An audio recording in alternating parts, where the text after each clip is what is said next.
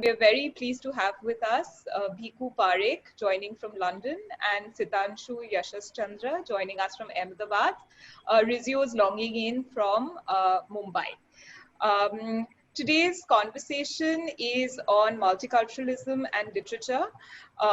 This is part of a series of talks that we're organizing on the broader theme of futures of the planet and art worlds to come. Over the past few months, we've had a number of successful sessions and discussions emerge from this series. We've engaged with issues related to ecology and anthropocentrism, language and performance arts, then urban planning as well as living, as well as issues related to limitations in our current knowledge systems and pedagogy. The idea has been to, of course, broaden our understanding of the arts and to bring in voices from other fields in order to arrive at some kind of interdisciplinary space that points to new ways of sustainable living and thinking. Today, the focus is going to be on literature and political philosophy, and we're going to be looking at the tensions of our time in this field. This is an age of paradoxes because on the one hand, we see the rise of fundamentalist governments and oppression and repression. But on the other hand, there's also a number of vibrant subcultures, political movements, a greater awareness of ingrained social problems related to caste, class, race, gender, nature, and technology. And all of these have definitely informed language. Now more than ever, I think we are aware of the sensitive nature of communication. There's on the other one hand, great democracy and a lot of platforms to express ourselves, but there's also equal opportunity to run the risk of insulting one another, to be politically insensitive. Where does language really walk that tightrope in these times? To what extent can it aid multiculturalism, reflect a plurality of voices? And since Sitanshu's here, he's in a great position to really talk about indigenous languages and voices. To what extent is multiculturalism also viable as a model? It has its own virtues, but it also comes with certain traps. And so Bhikhu's in a good position to reflect on that. Just some short bios for our two great speakers today. Bhikhu is a political philosopher and his interest is in social theory, ethnic relations and political thought. He's authored several books and has returned to the works of Karl Marx, Hannah Arendt and Gandhi. He is Professor Emeritus at the Universities of Westminster and Hull. And he's also a fellow at the Royal Academy of Arts. He's also a member of Parliament. I don't know whether should we address you as Lord Bhikhu Parekh, if you're more comfortable with that. Otherwise, we'll of course, we want this to be a casual, informal session. So whatever works. Bhikhu's also worked on a report looking at the future of multi-ethnic Britain. On the other hand, we have Sitanshu, who is a well-known Gujarati poet and playwright, and is also a well-known academic and critical theorist. He has taught at the University of Baroda, as well as at other national and international universities like Jadavpur, the University of Sorbonne, and the University of Pennsylvania. He's received several prestigious awards and honors, such as the Fulbright, the Kabir Saman, and the Sahitya Academy Award. Currently, he's the president of the Gujarati Sahitya Parishad. And Bhikhu and Sitanshu are going to be in conversation with Rizio Yohannan, publisher and CEO of the Marg Foundation. Before we start today's session, just a few very basic details. It's going to be a 45 to 50-minute conversation between Bhikhu, Sitanshu, and Rizio. After that, we're going to be opening up the session for audience questions, and that's going to be for around 20 to 25 minutes. Please pose all your questions via the Q&A tab and not via the chat box. I'll be going through all the questions and making a selection because we have limited time, so we'll be only able to take a few. Be direct and keep the questions short. If possible, also mention who it's addressed to. And after that, we also will have 2 poll questions running at the end of the session. Please share your honest feedback and responses with us. Rizio, on to you to take forward the session. Thank you, Mrinalini, and thank you, Bhikhu and Sitanshu, for joining us. And welcome, friends. You have really delighted us with your interest in the Marg Salon conversations. And this is our first webinar on Zoom. We have shifted to this platform to improve your experience. Actually, we were on another platform, as some of you who have attended the webinars know. And despite our resource challenges that we are facing at this time, we thought it is important that we reach out, because there are a lot of registrations coming in for this, this particular conversation. So we seem to be at a kind of new beginning, and today seems to be a new beginning indeed, more so because we have with us a birthday boy, our dear Sitanshu. And we are grateful to him that he agreed to spend this evening with us on his special day. I will leave it to him to announce how young he really is. So on behalf of all of us here, let me wish him a very happy birthday. Happy birthday, Sitanshu. Many thanks. Very nice of you.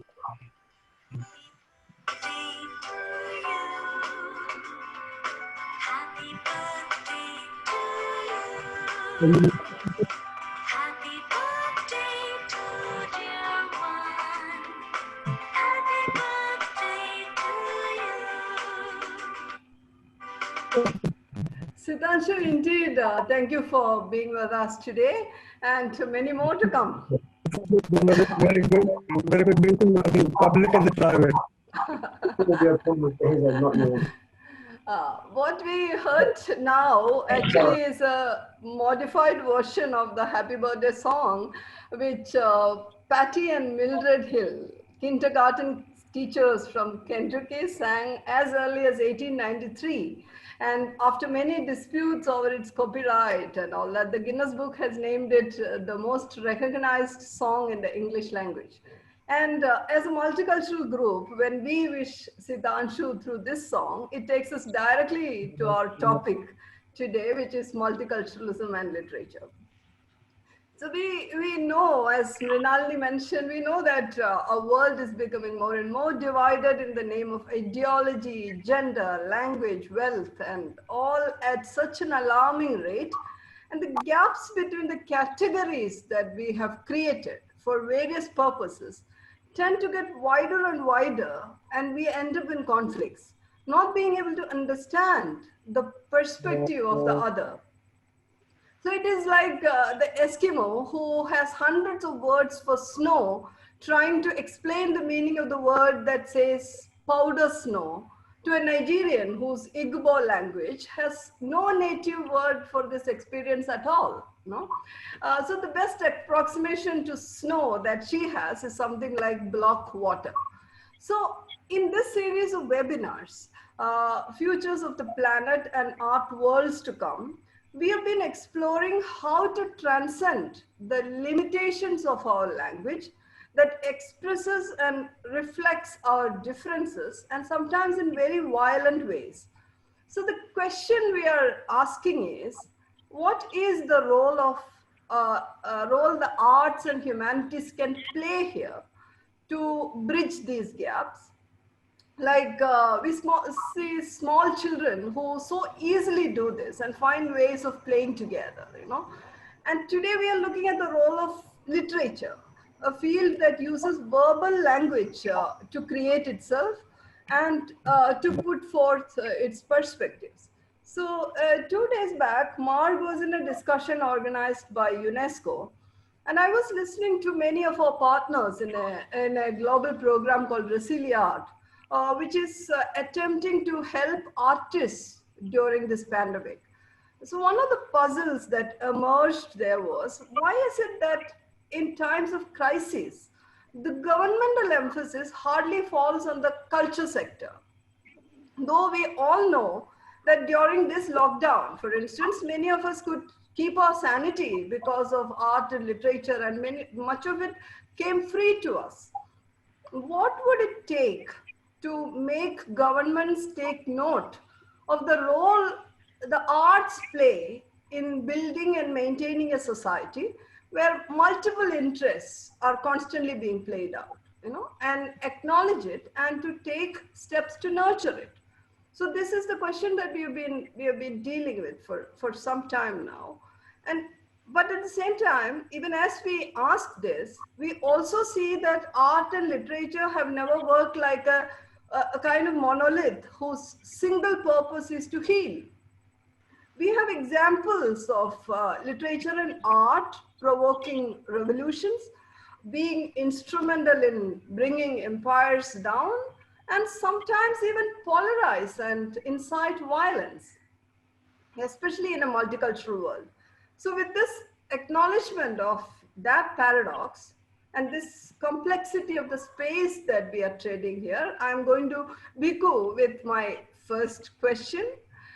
Bhikhu, thank you again for joining us. As a political philosopher who has engaged with the notion of multiculturalism, you have said that human beings are shaped by culture, but not determined by it. For instance, in your book, Rethinking Multiculturalism, you term multiculturalism as a perspective on human life. Perhaps it is important for us today to begin this reflection on what this means, because we are in a time when we can't take the term perspective for granted. Like the world today has become smaller and we are everywhere, and many people feel it does not make a difference wherever you are, whoever you are equally consumed by the universal global. But there is also this other argument about multiculturalism affecting the distinctiveness of individual cultures or nation states. And here we often find a particular style of language, especially verbal language, presenting ideas in a polarized manner, affecting social trust, especially in societies that have conflict-ridden histories. So there are conversations often end up revolving around binary perspectives on East, West, Black, White, upper caste, lower caste, rich, poor, all this, Israeli, Palestine, Trump, Obama, all these kind of things. How do you see, this is our question to you, we can start with this reflection of yours. How do you see the possibility of creating a middle ground, a space for interactive coexistence and trust between the universal and the particular, which can perhaps bring out the nuances of mixing as a political idea and social practice? Do you see any example of such governance practice, public or private, emerging anywhere in this world at this time? So we can look at it as a reference. Over to you, Bhikhu. Well, in one sense, you have answered your own question. So what I would like to do is to take it up at a different level. But before I do that, let me begin by congratulating my good friend Sitanshu on his birthday, and also wishing him a very, very happy birthday and many more years to come. Thank you. On the question of, you Thank asked you. me what multiculturalism stands for, and why has it become an important way of thinking in recent years?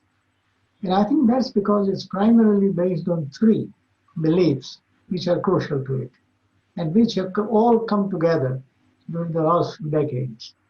First belief is that people have been talking about human nature, rational beings, transcending culture.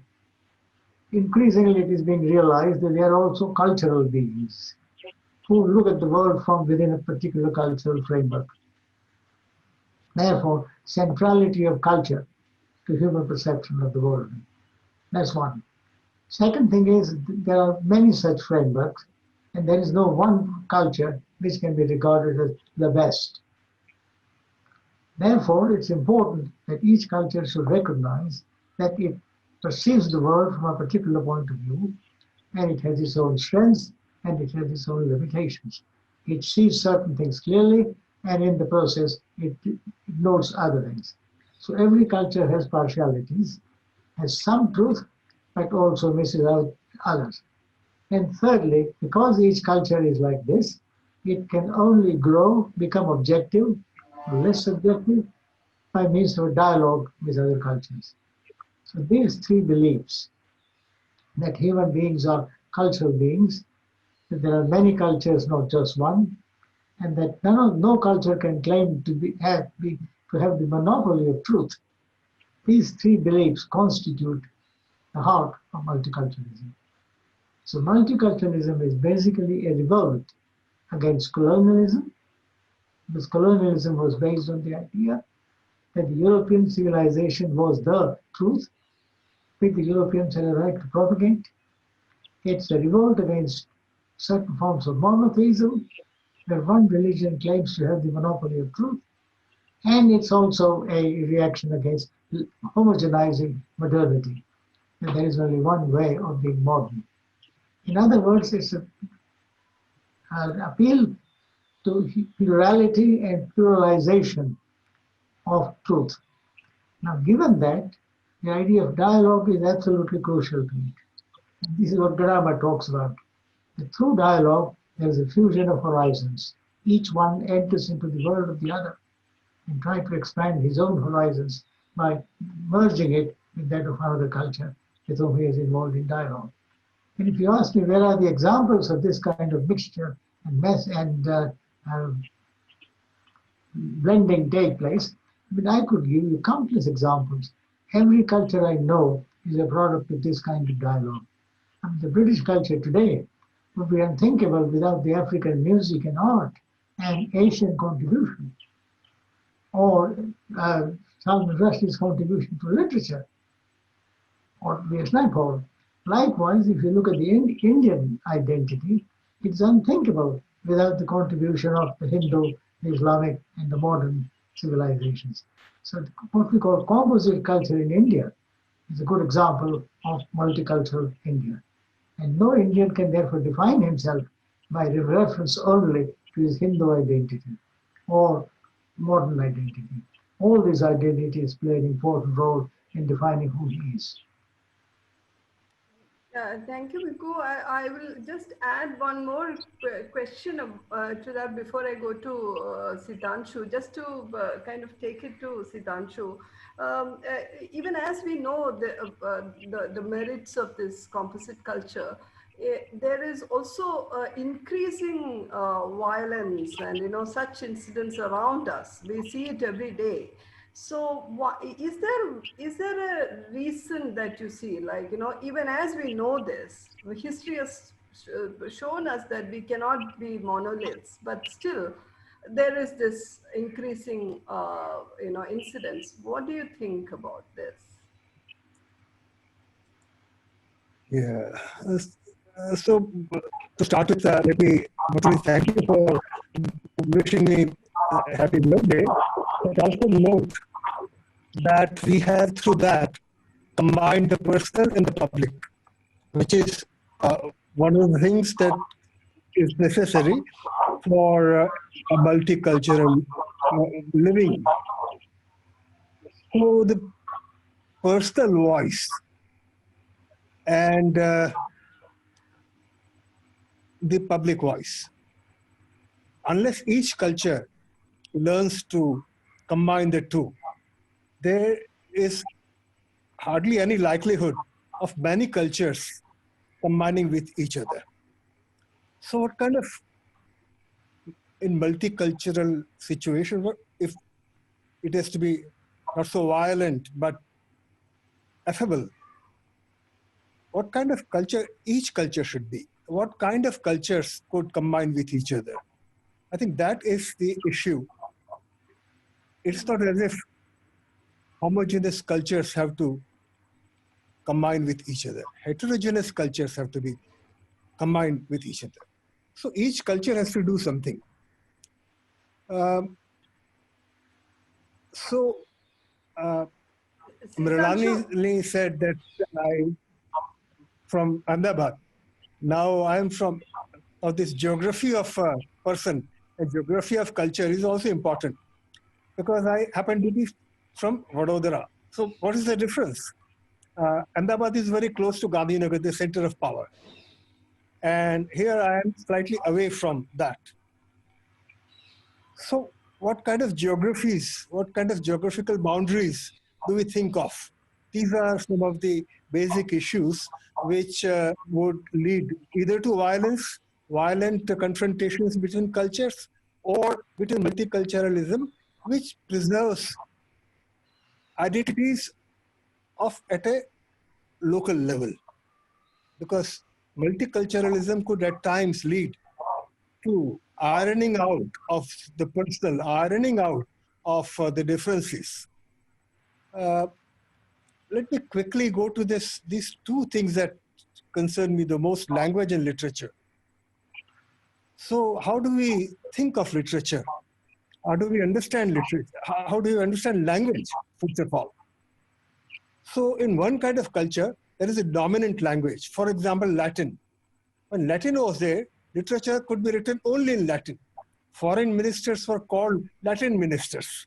So Latin, Latin, Latin, nothing but Latin. Now think of Sanskrit. They say that Sanskrit is a Brahminical language and tyrannical language. Is it really so?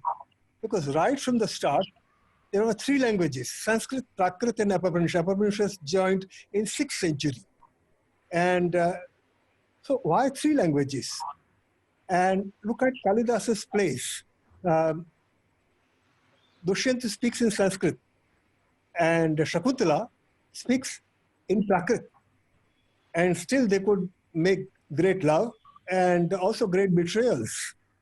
So across the languages like Sanskrit and Prakrit, and then Apabhransha, and then so many modern Indian languages, and then the input of Persian especially, but also to an extent Arabic, and then English, and to a small extent Portuguese. So what is the topography of languages in India, and what is the dynamics of what are the dynamics of literature?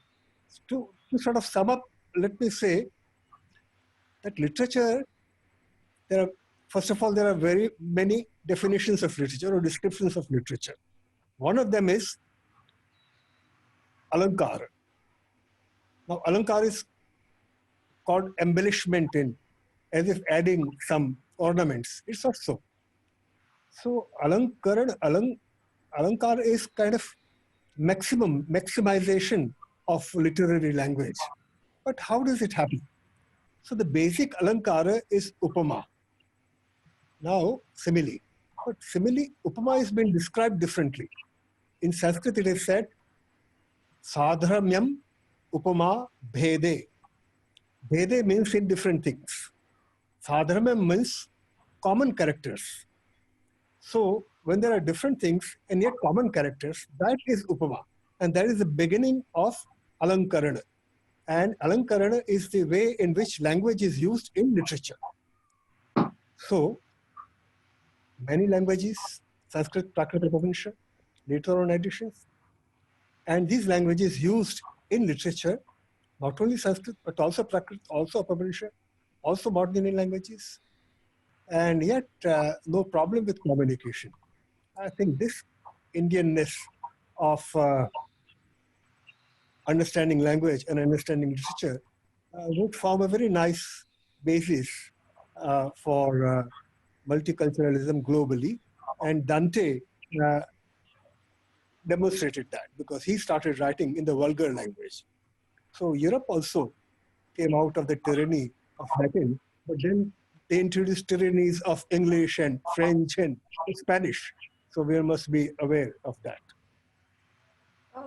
Sitanshu, thank you. That was very insightful. I remember that in an earlier conversation, you had mentioned this well-known metaphor of a full glass of milk and a spoonful of sugar added to it, used fondly to allude to the arrival of the Parsis in Gujarat. About this mixing. So, as you said, there are texts that embody this kind of mixing, but there are also perhaps texts that embody issues of conflict across the country, especially at a time like this. Do you have, because it's also about in a daily public life, the questions of how do you praise, how do you abuse, what is the register that you're using to praise and abuse, or to describe the beautiful, describe the literary, describe the sacred, etc., etc. What is the register that you're using becomes important, you know, in a multicultural society where there are perhaps dominant dominant groups. You have something to add to that also before we go to Bhikhu? Briefly, when the Parsis came, one wonders whether the glass of milk event actually took place. But that doesn't matter, because what kind of stories you want to make? And that's where literature steps in. Events might happen, but then you make stories of that events. Then you describe those events, and which is most important. So when Parsis came, I don't think the king sent the glass of milk and he poured milk. But later on, this is how you understand but what happens to milk when you put sugar in it? The taste changes and you like it more. So milk before Parsis and milk after Parsis have different tastes. And Gujarat accepts those different tastes. And that is the essence. But let me conclude by giving another. The anxiety of the majority and anxiety of the minorities, we have to understand that. So in Gujarat, we say, in Gujarati, maru e maru, and taru maru sayaru.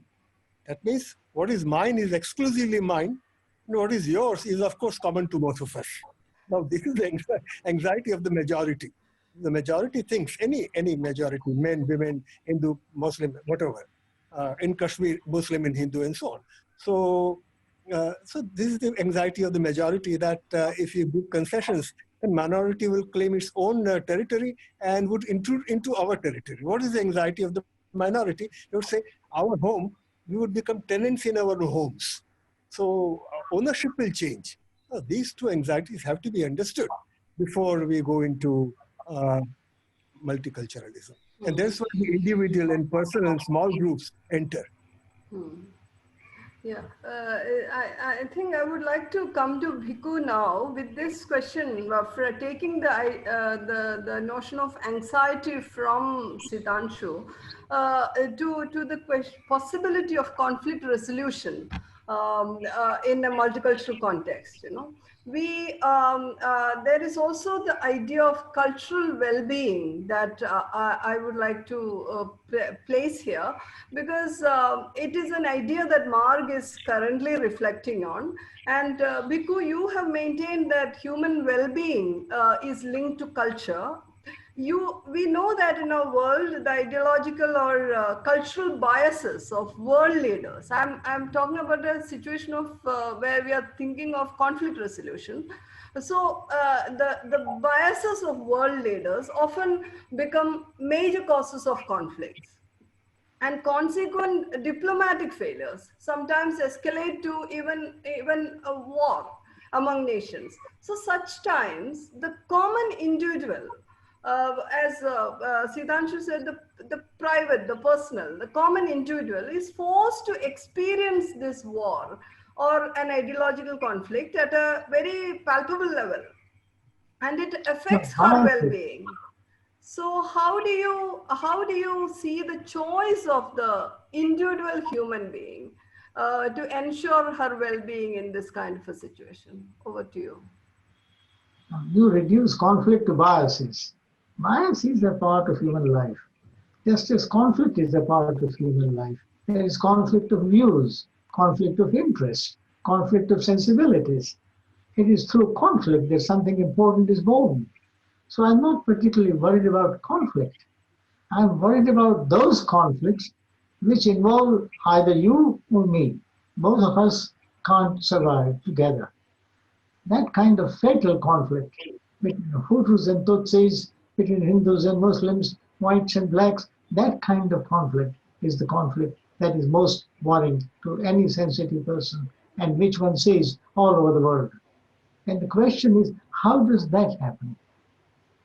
Why is it that a man who was my neighbor yesterday, who looked after my children until yesterday, who sang lullabies to my children, suddenly finds it completely okay to choke my child to death? And in this process of creating conflict, can literature contribute either to intensifying the conflict or reducing the conflict? And I think it can. So let me just take you through the stages through which this happens. In any kind of serious conflict, where it's either you or me, three things happen. The other person his identity is reduced to a single dimension. We forget that he's a human being. He is either a Hindu or a Hutu or a Tutsi or a proletariat or whatever. His identity is one-dimensionalized. Then that one-dimensional identity is contrasted with another one-dimensional identity of the other persons. So if you are reduced to your tribe, the other person is also reduced to his tribe, and the two identities are obviously incompatible, hostile. Both cannot coexist. And the third thing is that once you have reduced this identity in this way, you dehumanize him. He is no longer a human being. And with dehumanization, you demonize him. You can do anything with him because he is not important. Once you reach this third stage, reducing a complex, creative, unique human individual to a single dimension, conflicting these single dimensions of different individuals, and then dehumanizing him so that all other human characteristics are stripped away from him, you have created an ideal situation where killing him means nothing to you. That is the source of so much of the conflict that goes on in the world. You dehumanize the other person. The question is, how do we counter it? What should citizens be doing? And they should be, each of the three steps, they should be able to resist and acquire competence required at each of these three stages. They should be able to resist the temptation to reduce a human being to a single dimension. They should never forget the complexity, the multidimensionality of human being, and see each identity in relation to the others. Once you see that I'm a man, brown, professor, this, that, or the other, you find it difficult to juxtapose another identity which is opposite me. Opposite me what? Another man might be hostile to me, but he's a man, and therefore we share certain things in common. So to be able to perceive commonality in the midst of differences. And once you do this and you recognize me as a fellow human being, it becomes impossible for you to dehumanize me, to demonize me. So I think this mild degree of skepticism is absolutely necessary, and human beings' capacity to perceive an individual in its totality is absolutely crucial. And this is where literature becomes important.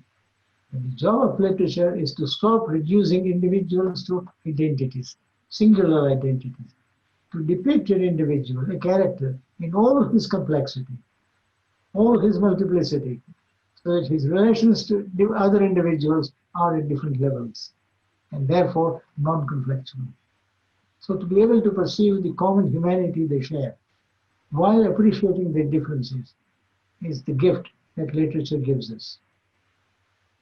I can go on, but I'm going to stop here. And Bhikhu, I want to ask you one more thing, because the other day I was reading an article in the New Yorker it's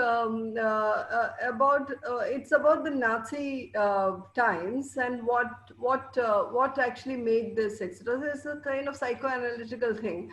And there was one argument there which said, I'm forgetting the person's name, but I remember the argument which I want to ask you now, because you're talking about dehumanizing. That article argued that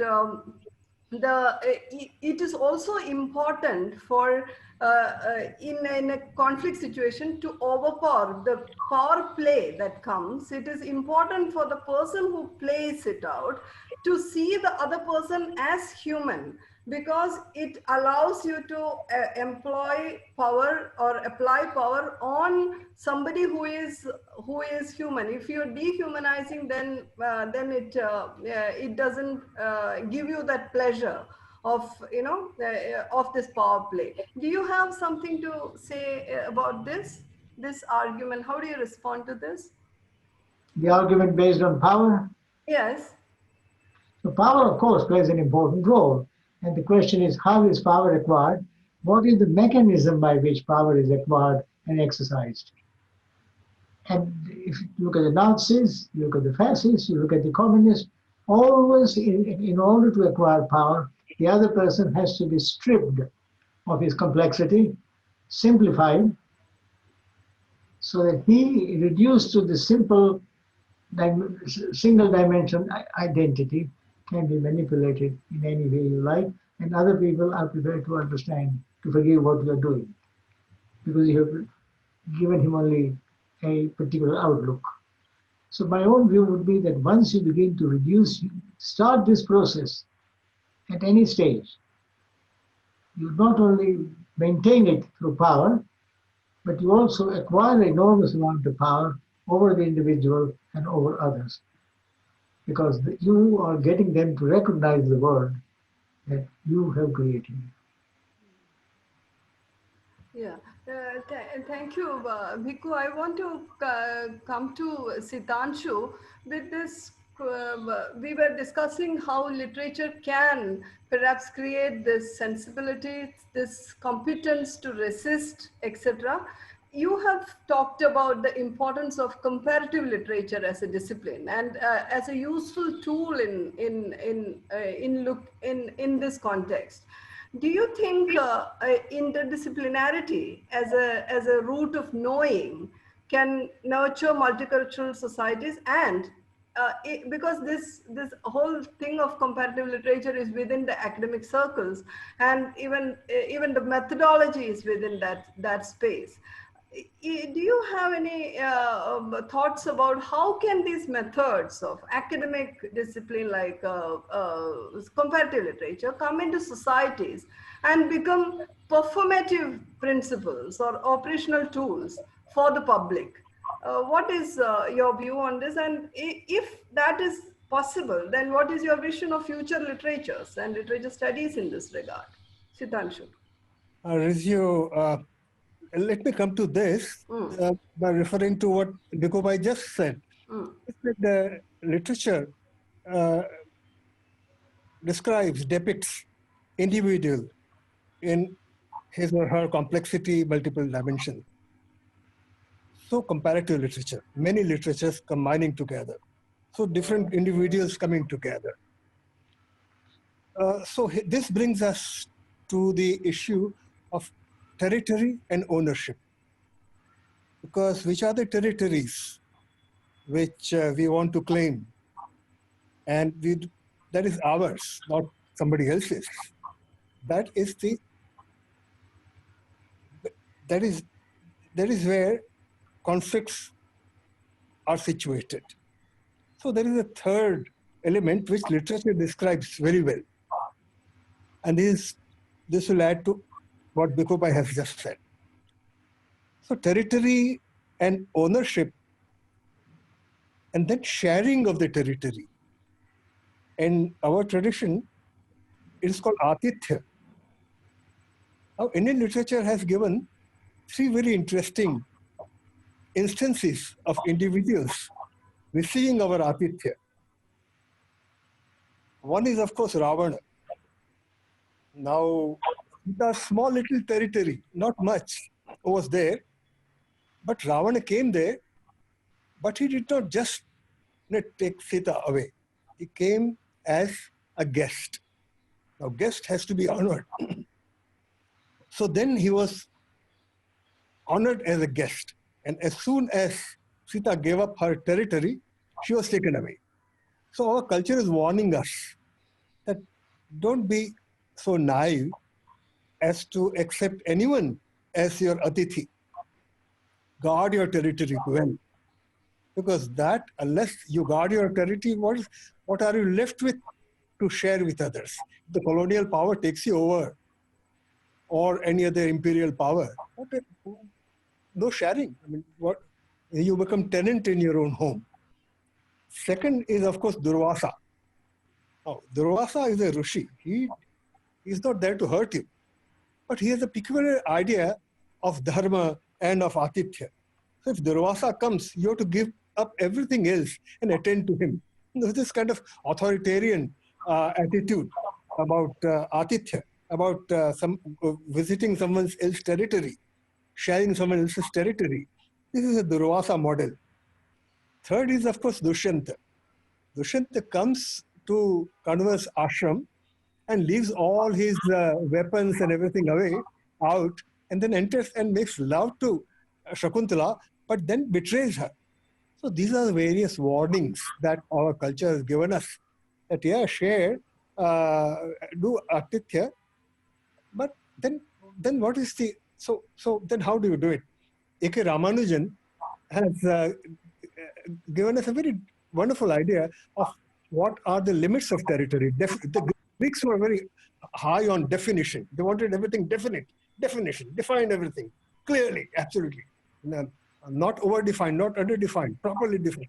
Why define so much? Why not describe? So in Kannada literature, A.K. Ramanujan says that there are two terms, Aham and Puram. Aham is the person and Puram is the public. So he says that in a typical Kannada home, when mother is cooking food, her kitchen is Aham and everything other is Puram. No one is permitted to enter mother's kitchen unless she invites you, even the children and husband. So she will first invite the children and then the husband and so on. So that is Aham and there is Puram. But when the father takes over after the meal and invites neighbors in his living room, that kitchen and living room become Aham and then everything else is Puram. And when the evening, the late evening, grandfather tells a katha, and everybody is invited to the front yard. That whole house, everything becomes Aham, and then rest is Puram. And so, but next day morning, the kitchen is Aham, and no one is permitted. So this kind of flexibility of territorial limits, and description and not definition is something that Ramanujan brought to our attention, and I think it will be very useful. The trade and agreements and so on, these are shifting of the limits of Aham and Puram. How do you, treaties, trade agreements, this and that.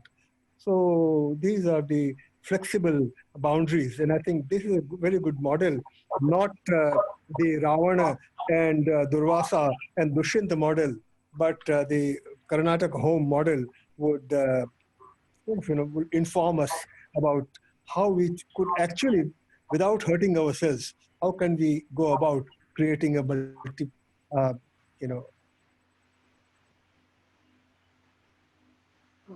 polyphonic world.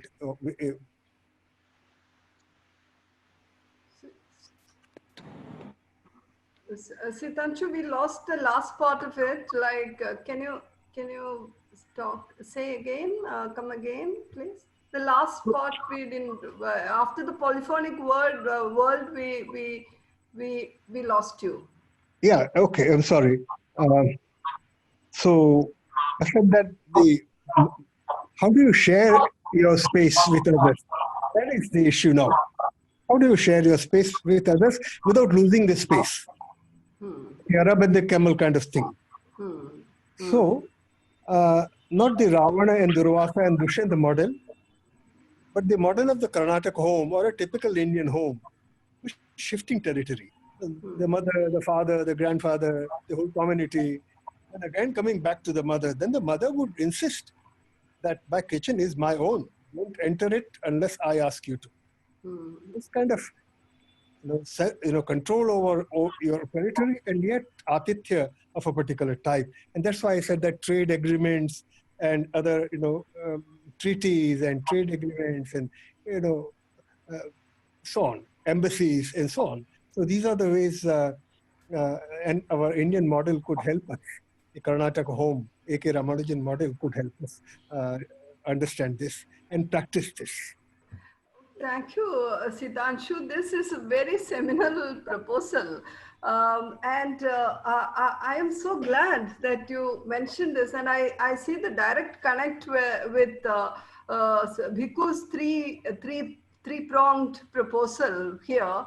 About like building this competence for resistance, but at the same time allowing it. So that theoretical proposition you so beautifully elucidated with these examples, and I think this is not just a proposal for. We're not just talking about it here, but it actually tells us how literature can offer us a space of solutions, actual governance solutions. Yeah. This is absolutely brilliant.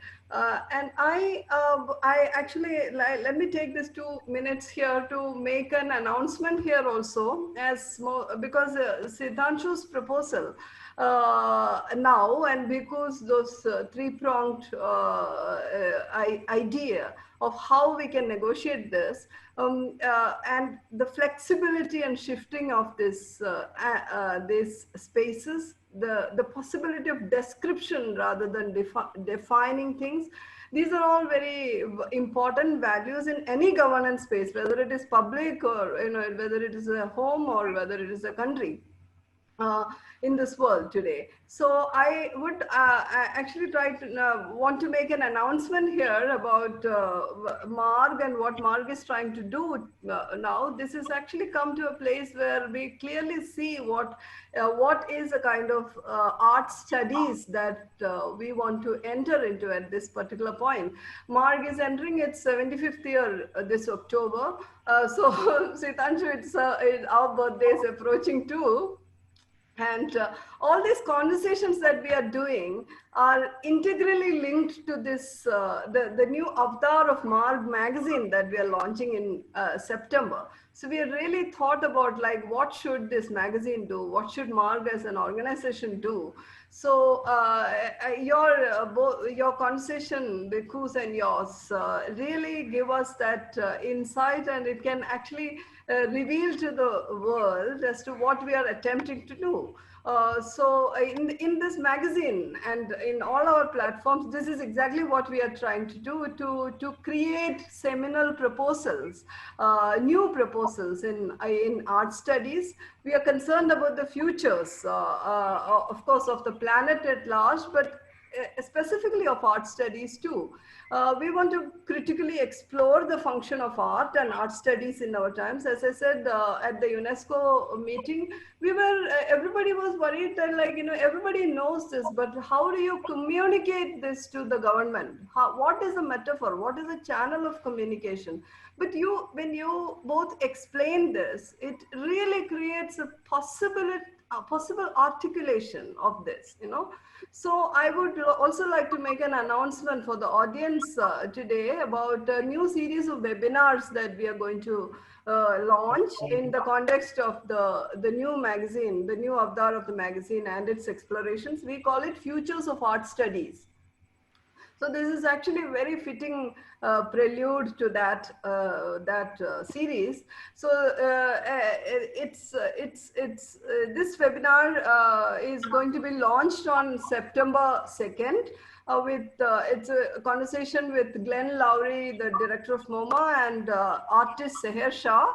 So we have lined up a lot of conversations in that series. But from your conversation, Bhikhu and Sitanshu, we are actually continuing this conversation with Ila Bhatt and Kaushik Basu in November, when we resume this feature. Actually, they are talking about the economy of nurturance, the idea of nurturance. So it is, it's really makes us very happy to see how this emerges. It is emerging. So I would request the audience to stay with us while we are exploring these ideas. Please read the magazine, subscribe to this. It's a very difficult time.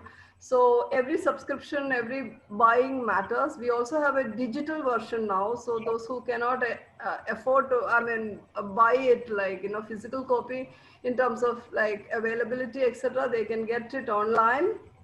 There is no problem. So with that announcement, I would come back to our speakers today with a quick concluding question. It is a common question to both you and Bhikhu and Sitanshu. Is there any concluding views that you have, you can share with the audience about the specific power that creative fields have today because of all these conflicts? You have beautifully explained it. Still, do you have any concluding comments? Then we can move on to the Q&A session. Sitanshu, you start and then maybe go to Bhikhu to conclude. Yes. As Bhikhu said, we must understand what is literature, which is also important, because there are various understandings of literature. And the didactic literature, which orders things to you, teaches and so on, should be... Sitanshu, we lost you a bit. Yeah, I can, some problem here. No problem, now we can hear you. Okay, so let's have a lively debate on what is literary, because for every culture, see, for example, the word literature, now, so literate and illiterate and so on, so many things come with it. And the word sahitya, sahityata, togetherness, not only of a sound and meaning, but of so many things, of so many languages. So let's go on kind of wondering what literature really is and what language really is. What are the relationships amongst languages? Languages of power, for example, now, and languages of people, and languages of emotions, and so on. So I think this kind of constant dialogues, constant, as we had when Bhikhu was our vice chancellor, and we had this Baroda study group. So there should be many Baroda study groups everywhere, not necessarily Baroda, but study groups everywhere. Hello. Yeah, Bhikhu. Yeah. On this question of the role of literature, and I think that is also one of the questions is about. I think it's quite important to recognize that literature has no role in the sense of something being set as its goal, and it can be criticized for failing to do that. Literature springs up from certain sensibilities and competence to write. Most great literature grows out of situations of conflict. Internal conflict, external conflict. Conflict lays bare, opens up certain deeper human passions. And that is what gives the raw material to the literary figure to write about. And I should have thought that in the social and political sense, what great literature tends to do, not as a role, but what it tends to do by compulsion of what it is A, to explain different groups to each other, Hindus to Muslims and Muslims to Hindus and men to women and young to old, different characters, through different characters, to explain one to the other, to take you into a world which you would not enter, but which you have to live with. To help you also, secondly, to create a language in which these different groups can communicate with each other. So to perceive the commonalities of human beings as well as their differences. Not just to stress their differences, not just to stress their commonalities, but their differences within their shared common humanity. That I would expect to be what great literature achieves. And I would expect it to achieve. And one of the things I would like it to do, connecting it with what I said earlier, is to undermine identities that are frozen. An individual being identified with a particular group. A human being is nothing else but a particular identity. That kind of stereotyping, all literature, cry from the heart against stereotypes. It wants to grasp the individuality, the uniqueness of a human experience. Thank you very much for this absolutely beautiful conversation. And I would like to invite Mrinalini to come take over. And there are lots of questions here we can see. So Mrinalini, over to you. Yes, thank you so much, Sitanshu and Bhikhu. We'll start with the questions, already quite a few. Maybe I'll start with a question addressed to Bhikhu. This is from Sarla Santwani. So she says cultural assimilation and integration have always happened in human civilizations, naturally and spontaneously, like in the case of the Greeks, the Mughals, the Europeans who came to India and gradually and naturally got assimilated in Indian culture. But today, multiculturalism has been hijacked by intellectuals and especially academicians who talk about specific terms and coin certain theories around it. Individuals must have the right to own and practice their culture. Do you think this top-down approach is appropriate? Shouldn't it just be left to people without a kind of top-down intervention? And I think it's a very shrewd question, and I want to compliment the questioner. Now, there are various levels at which it can be answered, but I would be very brief. If one looks at past societies, when she says naturally integration took place, it didn't. That's why inherited animosities from the past. What happened in the past is there was a certain system by which people were ghettoized. So if you look at Islamic societies, the dhimmis, the minority communities, were ghettoized in certain communities. They knew their place, that's where they had to settle. So they were directed, steered in certain directions, which is how the integration took place. Today, the minority demands are different.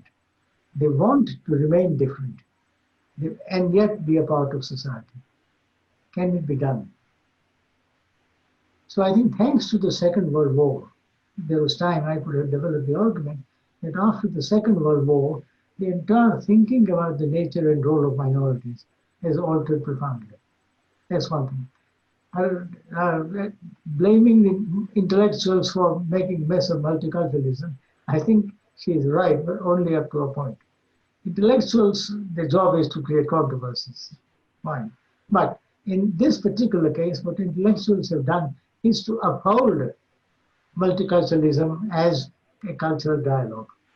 What the ordinary leaders of the community have done is to turn it into its opposite, that each culture is supreme in its own sphere. No culture can be criticized. Now that kind of ghettoization of each culture, and therefore the right to demand, let's in Britain, which I know so well, where they would say, look, we must have polygamy, we must have female circumcision, we must have cremation. Now all those demands, why? This is our custom. What does it mean? Well, this is our respect for our culture, means respect for our customs, means respect for this custom. Now this is absurdities. But this is how multiculturalism in some cases is understood, as a demand for respecting a culture as it is. That is not what I understand it to be. I understand it to be opening up the culture to the impact of others, a cultural dialogue, not cultural ghettoization. Okay. Thanks for the answer, Bhikhu. The next question is for Sitanshu. So this is from Radhika Vishwanathan, and she's asking, in a digitally connected world, how do you see the place of Aham and Puram? How is it possible to draw boundaries when the internet is so embedded in our lives? So like Sitanshu, can you hear us? I can hear you, Yeah. Okay, but okay. I have become invisible. Yeah. Yeah, for some reason your video has gone off. Yeah, okay. Okay, no problem. Yeah. Okay, but I'll so so the it's like a road, you know, like physical space, like digital communication can also be used for intimate dialogues rather than public speeches. And I think this is very crucial.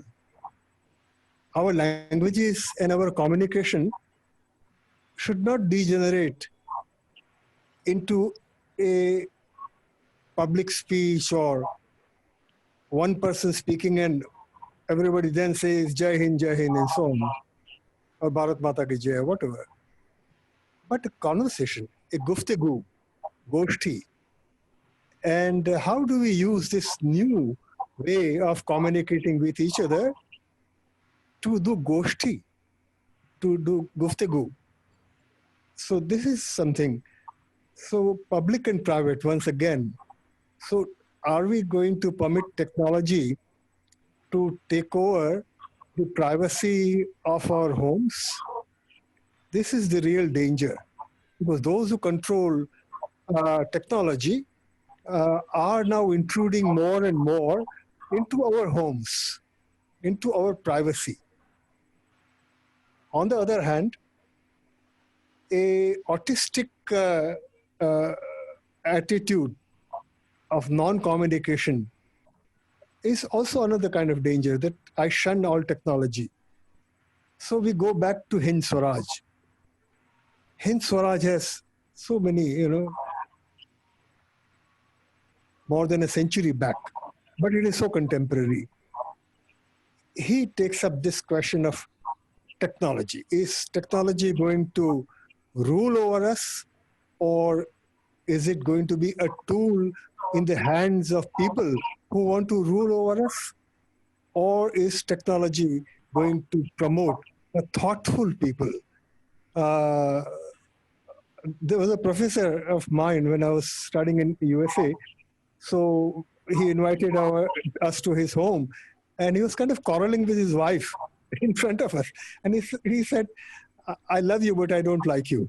And I remember it. Maybe it's a general phrase, but I heard it in a specific context. So without liking, can you love? This is, I think, technology should not deprive us of, because technology is connected with marketing and advertisement and, manipulating of both language and the mind. So here we go back to Hind Swaraj and the Gandhi's prompting us to ask whether technology, even 21st century technologies, are going to be tools in hands of the power, or are they facilitators of public and private conversations? Thank you so much, Sitanshu. The next question, again, for Bhikhu. Of course, there's a lot of people who've raised concerns about multiculturalism in the current context of India. So there's Ashif Akram who asks, what should be our multiculturalism project given the reality of the debates around citizenship in India and the CAA? And this, to connect with what Sitanshu said, he used that lovely metaphor about the Kannada kitchen and invitation. The thing is that when there is a sense of invitation and there's somebody who's come invited, then there is one kind of interaction. But in many cases, there are people who are forced to come as refugees, or who come under other dire circumstances, etc. What do you do? Is there a sense that temporarily we can accept them, we can make them our own, or is there how do you negotiate a sense of belonging and acceptance in those circumstances? So I think Bhikhu, you can respond to that, and then Sitanshu can come in. Respond to what? Can you just tell me the first part of the question? Yes. What should be our multiculturalism project given the Indian reality of CAA or the concerns about citizenship? Yes. I think in the Indian context, multiculturalism, not ism, but multicultural India is a very complex concept. It is multicultural because we have multiple cultures, multi-religious, multi-ethnic because we have various ethnic groups, multilingual, anything that you can think of, we have multiples of it. So our identity is never entirely religious. We are not a Muslim state. It is also ethnic. It is also cultural. And we might resemble a country religiously, but differ from it ethnically or linguistically. Now, I think the Indian context, what is important is for us to recognize, and that has been my central argument, for every Indian to recognize that he represents a composite culture. There are bits of him which are Hindu. When he talks about his innermost emotions, the Hindu bit comes in, the family, the joint family comes in. When he talks about love and falling in love, the Urdu comes in, the Ghazal comes in, Mohabbat ki baat hoti hai, Islam comes in. When he talks about modern law in the economy, modernity comes in. Your Hindu stuff will not do, your Muslim stuff will not do. If you are talking about modern parliament, it is parliament. It's not Sansad, it's not something else. It's a parliament. So we live at multiple levels. And to me, an Indian's identity is inherently multicultural. And chop off one part of it and you impoverish it. And that is the process, you might say, is going on in India, where some people would like to chop off one particular part. The Orthodox want to chop off the modern part. So we can go back to the arranged marriages and that kind of thing. The Hindutvawalas want to chop off the Muslim parts and its regrettable parts. Get rid of it. We are all Hindus. The Hindus then come to the Hindus and say, well, look, what do you want to chop off? And they will say, but the attempt to modernize Hinduism, Arya Samaj and all that, the reformist movement, chop off. These are inherently doomed to failure because our identity is multicultural. And that is what we Indians are condemned to be. Whether we like it or not, we should relish it, but that's what we are. And that is what our entire independence struggle was based on. And our independence struggle was based on cherishing the multiple identity and wanting to create an India in which the British could also stay on, provided they stay on as loyal citizens, and Muslims could stay on. That dream is increasingly fading away, but nevertheless, this has been the dominant vision of India. You see it in Tagore, you see it in Gandhi, you see it in Nehru, you see it in everybody. Sitanshu, there's another question for you, which is from Mitali. What is the scope of cultures of tribes who live secluded from the rest of the world and are then suddenly assimilated into a multicultural society? What kind of conflict can we experience in such a situation? So this is the larger debate about actually purity to save identity versus the threat that's often posed by assimilation and multiculturalism. Yes, Mitali, this brings us back to the question of anxieties. So let us pay attention to Indian anxieties. What troubles us? So, for example, in Panchmahal, our Bhil community, now we call them Mama and Mummy. That is maternal uncle and maternal aunt. But we don't treat them like that. So we must understand what is anxiety. But then think of India as a whole, and think of India in context of South Asia. Now, or China and Middle East and so on.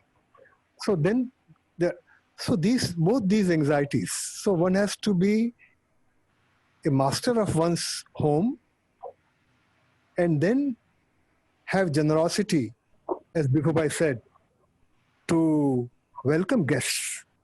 Not only guests, but welcome members in the family. All the families constantly have newer members. People marry into a family, marry out of a family, and so on. So but unless you understand what anxieties India as a whole has, all the neighborhood, immediate neighborhood, and so on, what are they doing? So just as Ashoka was a great emperor, and then he had the capacity to send his family all around India and spread this message of brotherhood and so on, the Buddhist message. So strength and gentleness together. Umashankar Joshi used to say that there are two words in Gujarati. One is called chakto. Chakto means a drunkard kind of person, arrogant and so on. So he said that it comes from the word shakta. If you do not know how to use your shakti well, you become like a drunkard and you're a nuisance, you're a danger to everyone. Then he said this other word is soumya, means gentleness. So he says this comes from the word soma valli rasapana. So what that is kind of a ritual of knowledge. Moon is the god of both the heart and the mind. So soma rasa, the rasa of the moon. So saumyata or gentleness combined with strength, and then spreading of that culture to our neighborhood. And how to do it? So you have to have both Shakti and Saumyata. Then the tribals also have their own Shakti. And the Shakti has to be awakened by anyone, individual, small group, nation, whatever. And then you have to guard against being Chakta. You have to be Saumya. So we must, as Thakur Bapa and Ravi Shankar Maharaj and everyone in Gujarat, they went and lived with the tribals. And so people like that. And I think young people do have that spirit I see in Gujarat and everywhere in India, elsewhere also.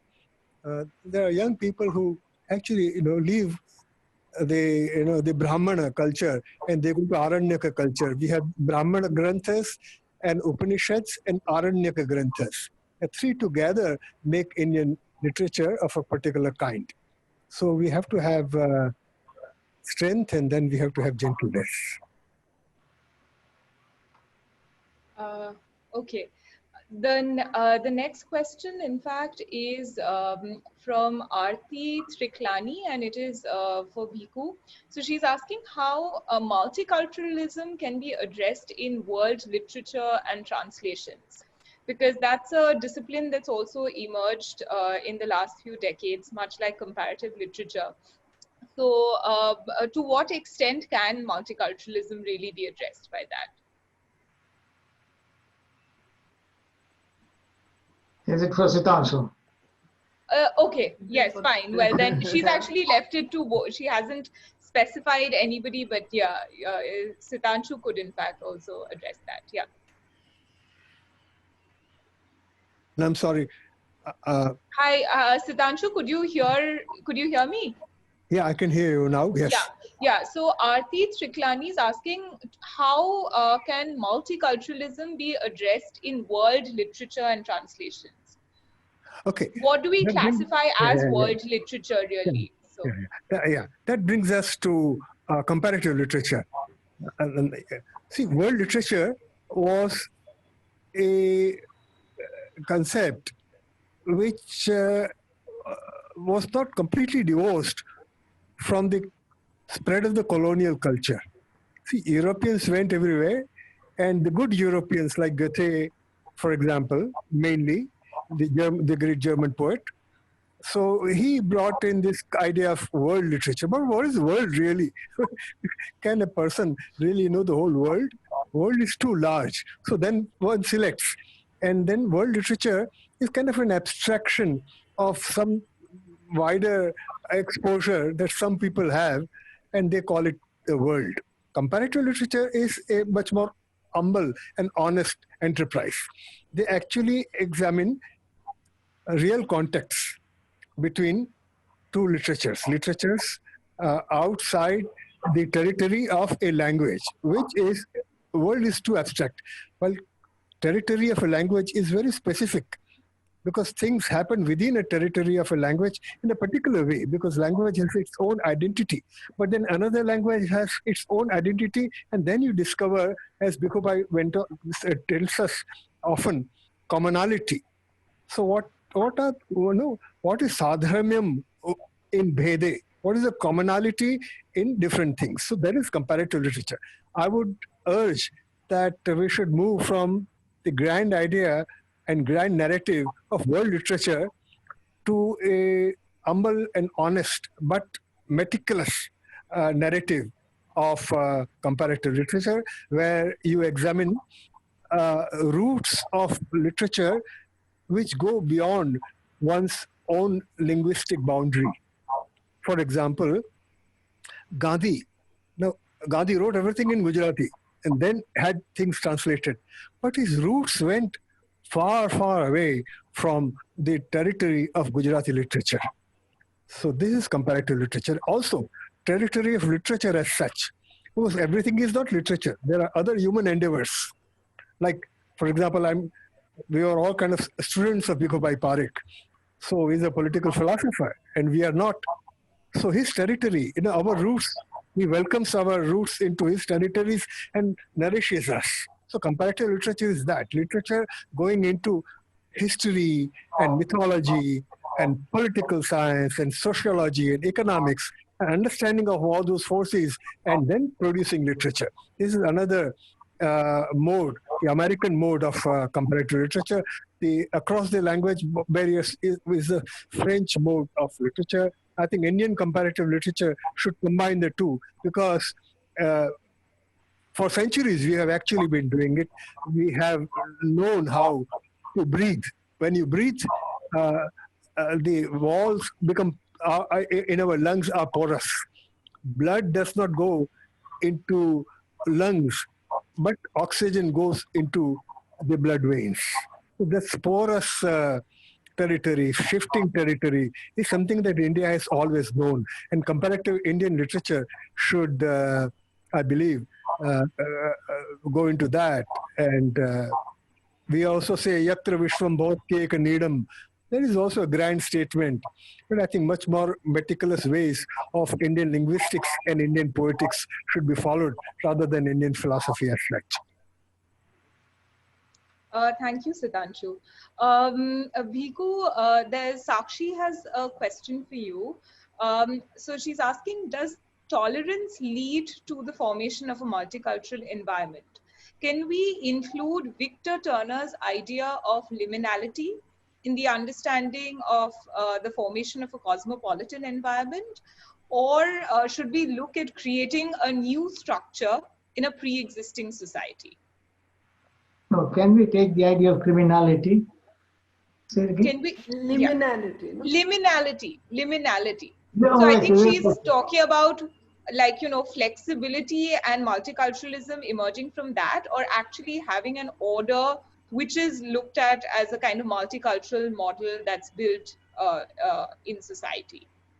No, there is no reason why we can't incorporate the idea of liminality in a multicultural perspective.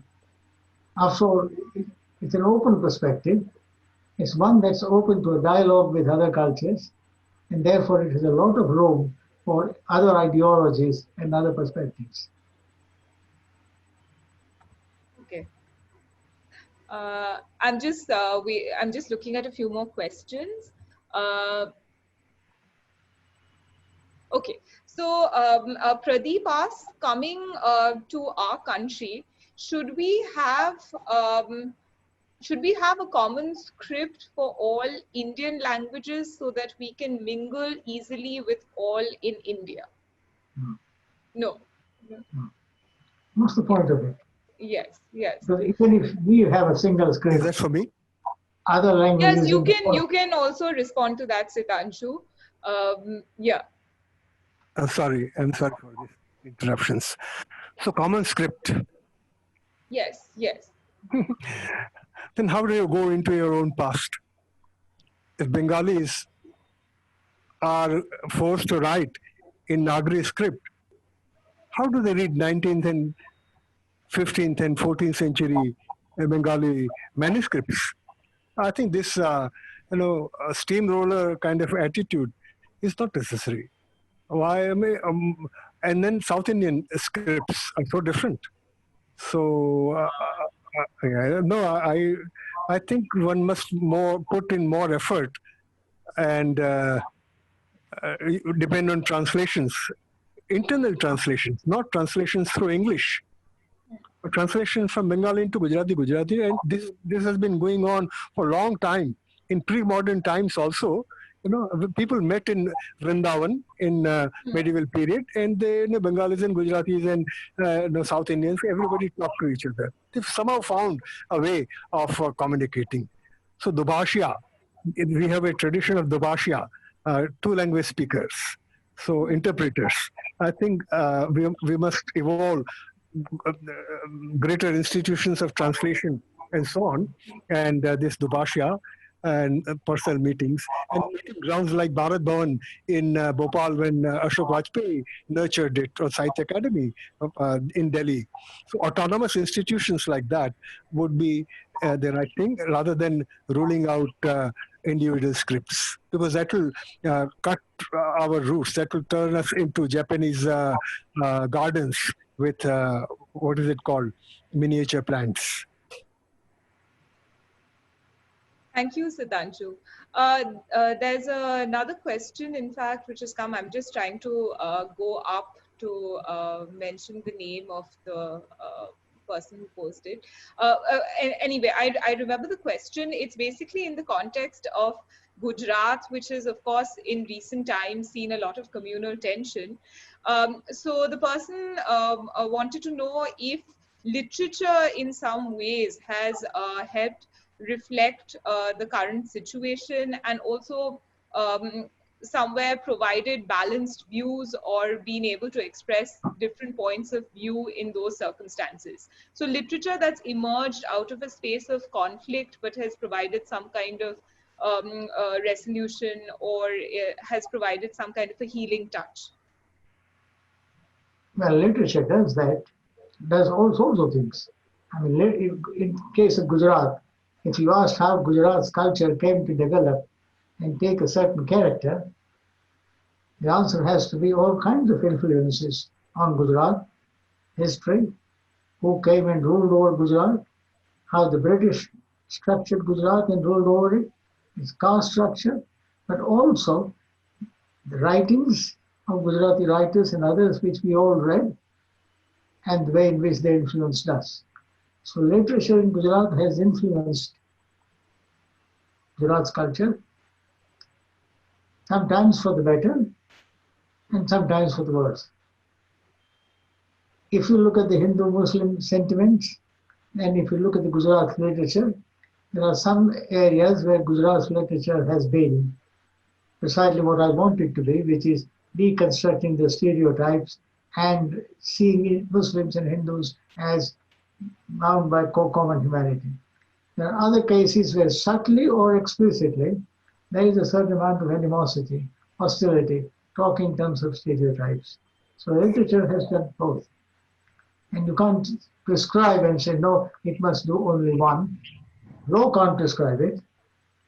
Literary figures can say we should not be writing this kind of stuff. But if that is great literature, and if that is what a man is minded to do, then who are we to say, no, you can't?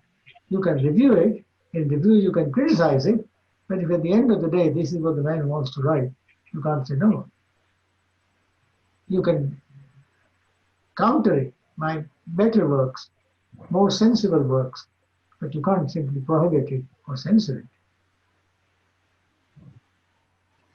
This question was by Hemang Desai. Sitanshu, in terms of, say, the context in the last few years, can you think of literary voices or specific stories or books that have emerged which have actually directly responded to the political situation, but in interesting ways, or, you know, they've questioned certain points of view? Is there something that comes to mind? Hemang's asking.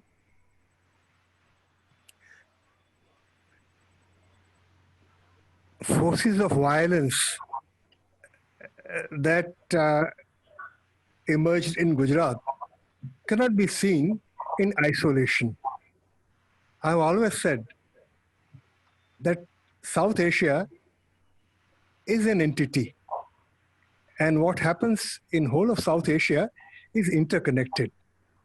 If you focus too much on any part of South Asia, for example, Pakistan, you will not be able to understand Pakistan or Tibet, if you include Tibet in South Asia. Because earlier, it was a part, there were lots of exchanges, books, manuscripts, and so on. So think of these forces in a more realistic way, rather than focusing and demanding more only from one part of South Asia. So having said that, recent Gujarati literature is very interesting. Women's voices have come up in a big way in recent times. Dalit literature has also gathered strength, though Maharashtra and Andhra Pradesh, Telugu literature, Marathi. So, but now Gujarat also has it. So voices from the margins, tribal literature, Bhagwan Das Patel has been doing so much, but several others. Meghani was doing all this work in tribal. So Gujarat, history of Gujarati literature should be seen, that axis also has to extend. So both geography and history, both time and space, should be seen in a larger perspective to understand what is going on in Gujarat today. And there are cycles in every literature. Sometimes literature moves towards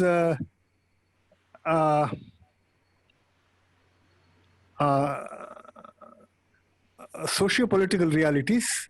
Sometimes literature moves towards linguistic and formal tools, because you go on honing those tools, and you take those tools and go back to socio-political economic reality. That's how you understand. If you were to understand socio-political economic reality through literature. So literature has to constantly produce its own tools and hone in its own tools. So this is what is happening. And right now, I think with the work done from 1960 to 1990 in producing new literary form, new literary devices, and so on, understanding of what is literature, once again we have come back to socio-political economic reality and trying to understand it through literary ways. Writers are not political commentators. Writers are not social reformers. Writers are not commentators on either communism or capitalism. They have a different way of understanding. So it's like, I love you, though I don't like you. That this sense of love, not in a romantic sense, but something that transcends mere rationality. This is literature, and these are the tools of literature which have constantly to be taken care of. This is what is happening in recent times also. This has been going on. But larger perspective in everything, not zeroing in on something and demanding very didactically, why did you not do this and why did you not do that? Don't come with your orders to the realm of literature. It's a very different kind of activity. Thank you so much, Sitanshu and Bhikhu.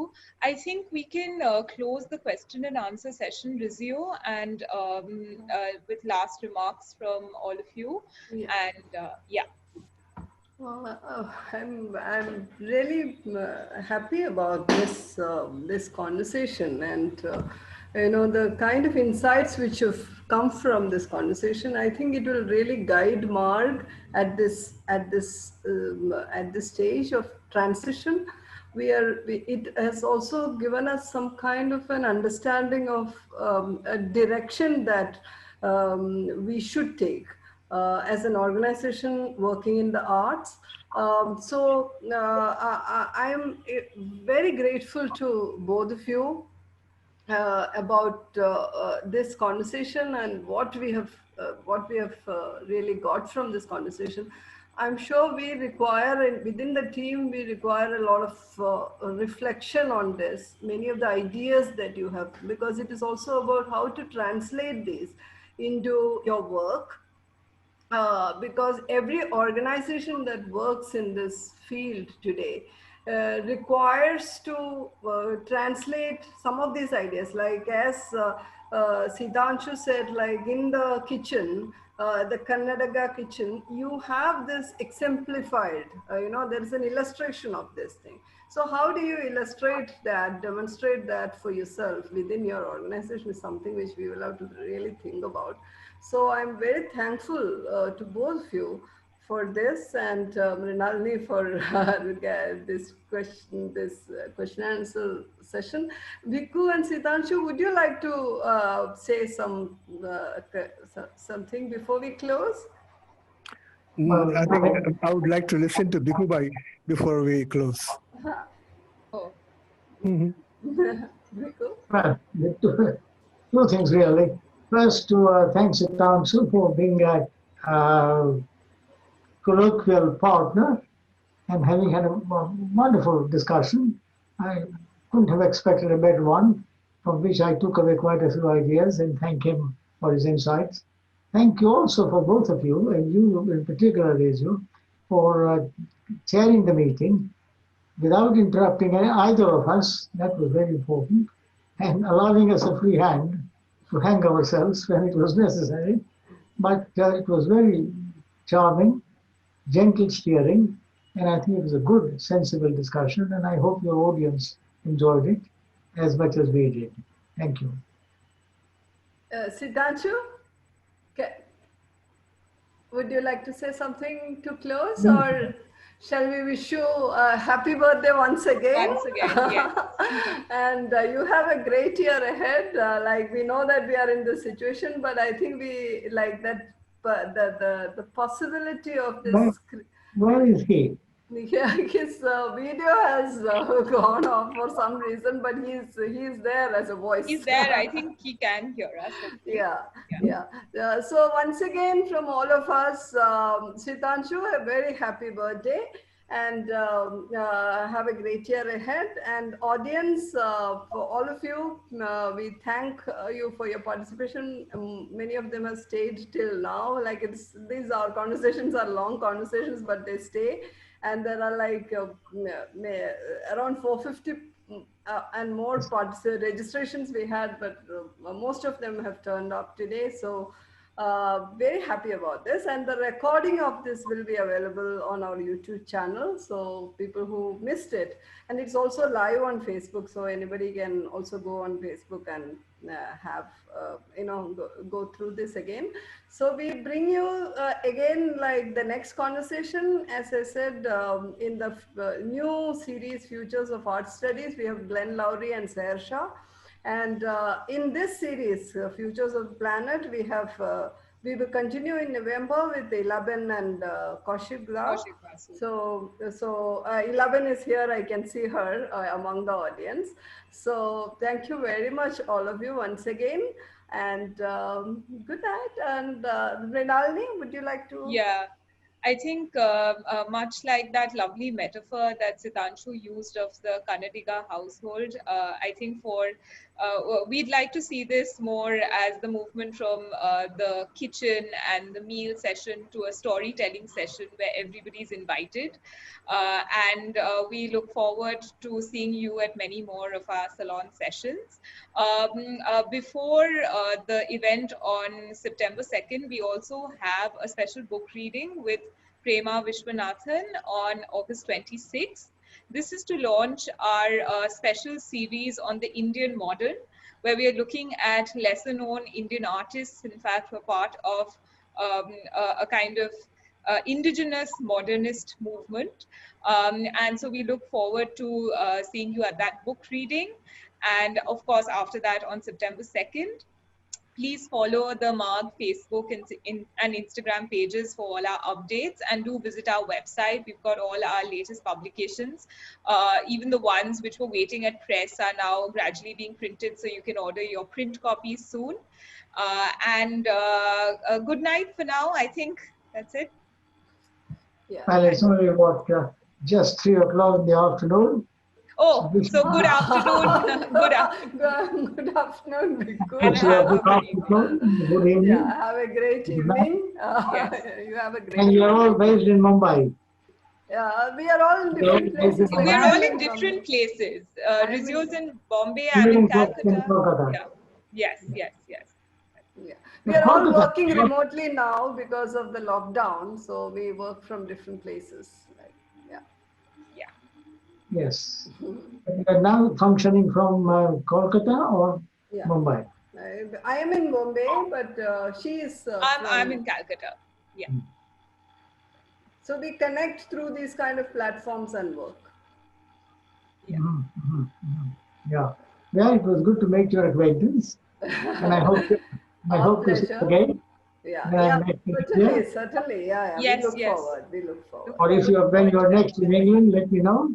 Yeah, Yes, absolutely. for sure. For sure. And if the Parliament is in session, I'll be happy to invite you for tea at the House of Lords. Oh, wow. That will be a pleasure. Yeah. I'm a member of the Lords.